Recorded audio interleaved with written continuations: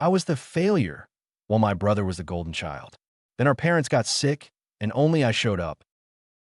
He got all the praise, all the attention, all the love. But when they needed help, he was too busy being successful. My name is Ian Sullivan. I'm 42 years old.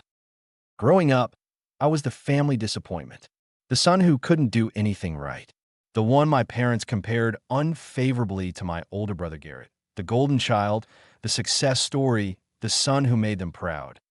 Garrett got straight A's. I got C's and D's. Garrett was captain of the football team. I got cut from JV basketball. Garrett went to Stanford on a full scholarship. I went to community college and dropped out after a year. Garrett became a corporate lawyer, making $300,000 a year. I became a plumber, making $60,000. My parents never let me forget which one of us was the success and which one was the failure. But when they got sick, when they actually needed someone, only one of us showed up. And it wasn't the golden child. This is the story of being the scapegoat, of being the disappointment, and of learning that being there matters more than being perfect. I grew up in Chicago. My brother Garrett is 4 years older than me.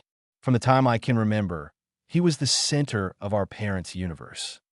Our father, Warren Sullivan, worked in sales. Our mother, Linda Sullivan, was a nurse. Middle-class family, 3-bedroom house in the suburbs, normal life. Except for the very obvious favoritism. Garrett was naturally gifted at everything. Smart, athletic, charismatic. He got straight A's without trying. Made varsity football as a freshman. Had lots of friends. Was exactly the son our parents wanted. I was not that. I struggled in school. I had undiagnosed ADHD that nobody caught until I was an adult. I couldn't focus, couldn't sit still, couldn't understand why everyone else seemed to get things that I didn't. "Why can't you be more like your brother?" my mother would ask, looking at my report card with disappointment. Garrett never had trouble with math.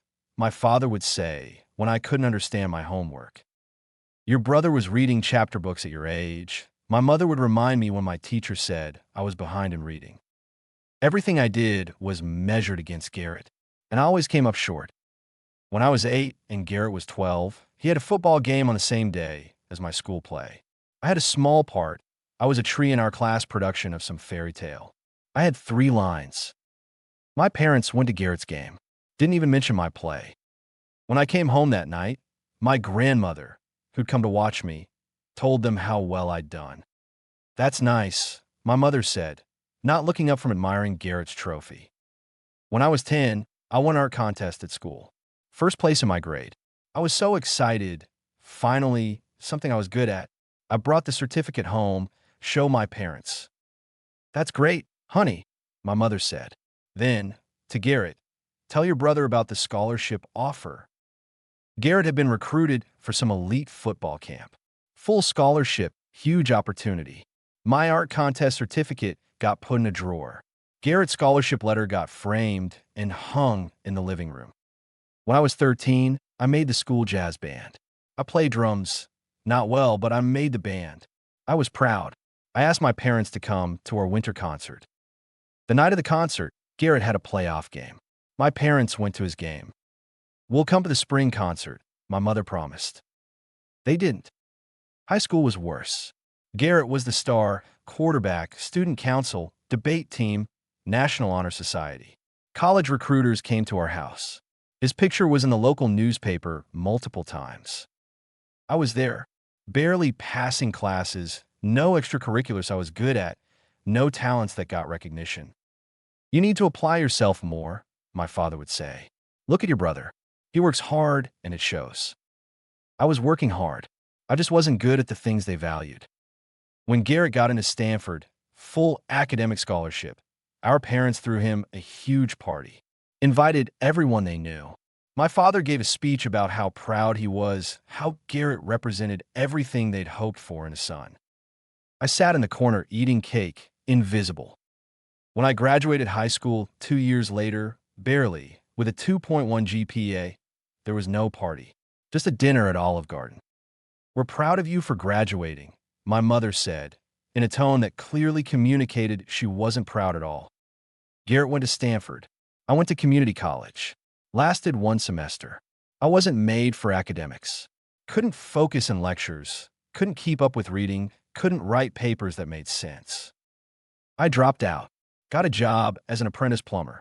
My uncle, my mother's brother, was a plumber, needed help. I figured I'd learn a trade, make decent money, move on with my life. My parents were ashamed. "You couldn't even finish community college?" my father asked.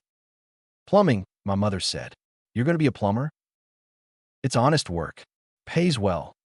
Your brother is at Stanford, and you're going to unclog toilets." They said it like it was the worst thing in the world. Garrett graduated Stanford with honors. Went to Harvard Law. Got hired by a top firm in Boston. Met his wife, Amanda, who was a doctor. They had the perfect life.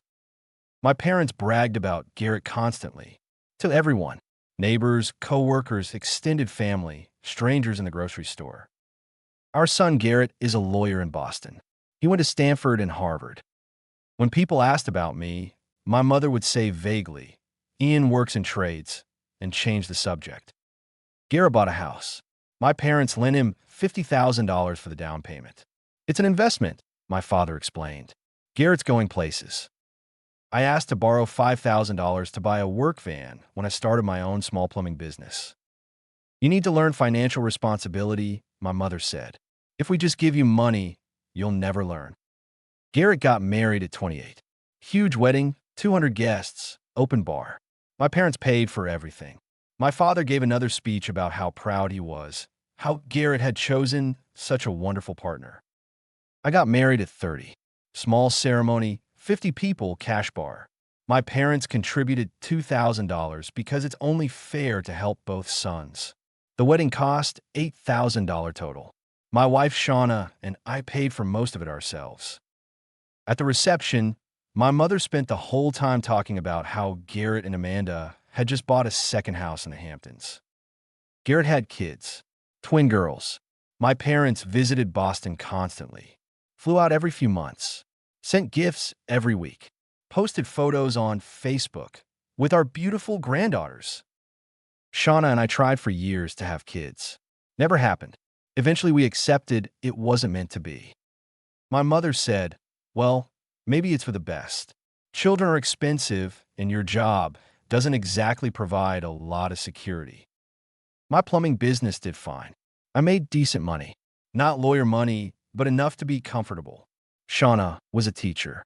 Between us, we had a good life. But nothing I did was ever good enough.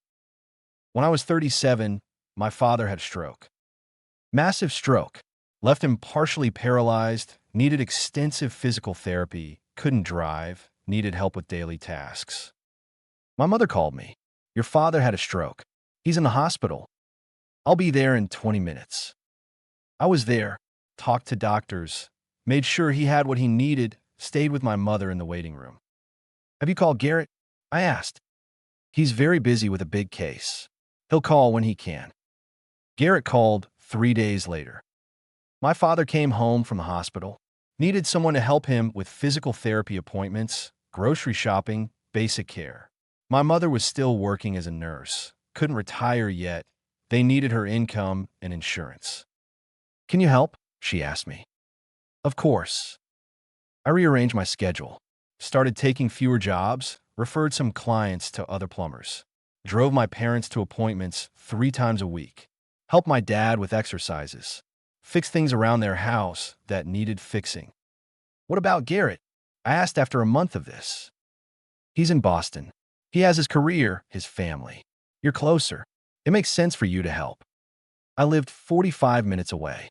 Garrett lived a 2-hour flight away. But yes, I was closer. 6 months after my father's stroke, my mother was diagnosed with breast cancer. Stage 3. Aggressive. Needed surgery, chemo, radiation. I was at the hospital when she got the diagnosis. Held her hand. Promised I'd help her through it. "Have you told Garrett?" "I'll call him tonight." Garrett called me the next day. "Mom told me about the cancer. That's rough. Let me know if there's anything I can do from here." From here. From Boston. From his important job and his perfect life. I became my parents' caregiver. Father recovering from stroke, mother fighting cancer. Both in their 70s. Both needing help.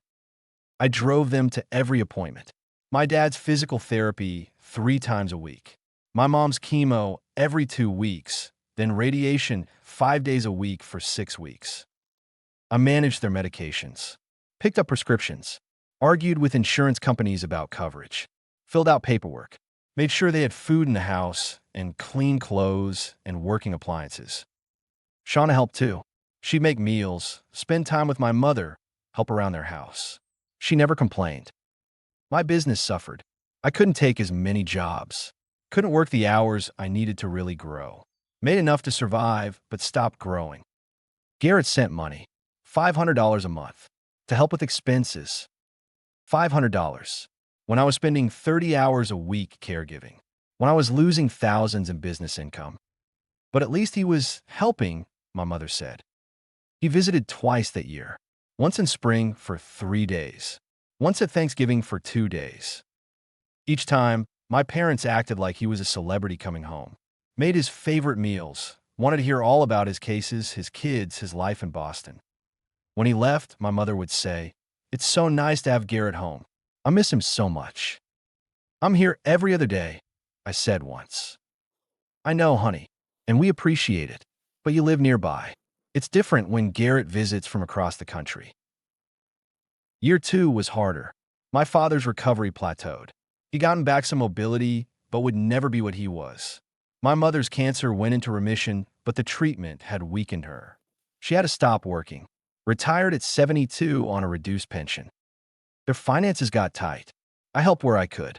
Paid for groceries sometimes. Covered utility bills when they were short. Fixed things around the house for free instead of charging labor. Garrett sent his monthly check. Called once a month.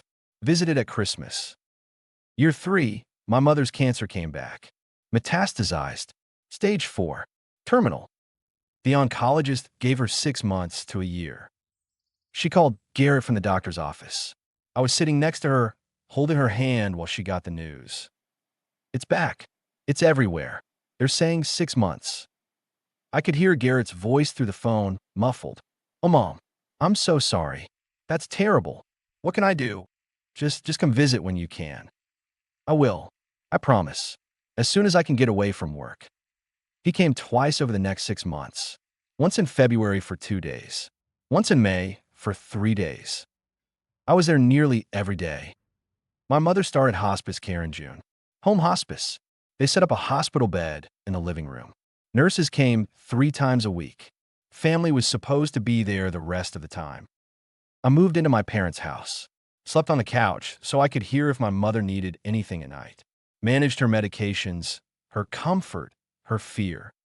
Shauna ran our household alone, visited when she could, never once complained about me living at my parents' house for my mother's final months. Garrett called weekly. "How's Mom?" Declining. Sleeping more. In more pain. "That's rough. Tell her I love her." "You could tell her yourself. You could visit." "I will. Soon. Work is just crazy right now. I'll come as soon as I can."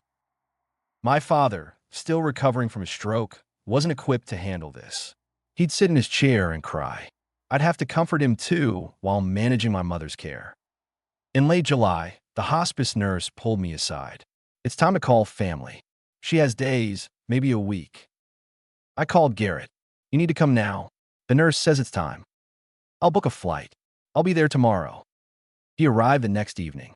Walked into the house with his expensive luggage, his tailored suit, his air of success. My mother was unconscious by then, on heavy morphine, breathing but not responsive. Garrett stood by her bed. "Mom, it's Garrett. I'm here." She didn't respond. "Did she say anything about me?" he asked. "She's been mostly unconscious for 2 days. Before that, she asked for you, multiple times." He looked uncomfortable. "I got here as soon as I could." As soon as he could, after she was already unconscious. Other family came. My mother's sister, a few close friends. Everyone gathered to say goodbye. My mother woke up once more. One final lucid moment. She looked around the room, saw me sitting beside her bed where I'd been for months. Ian, I'm here, Mom. You've been here. All along. You've been here. Of course. She looked at Garrett, standing at the foot of the bed. Garrett, you came. Yes, Mom. I'm here.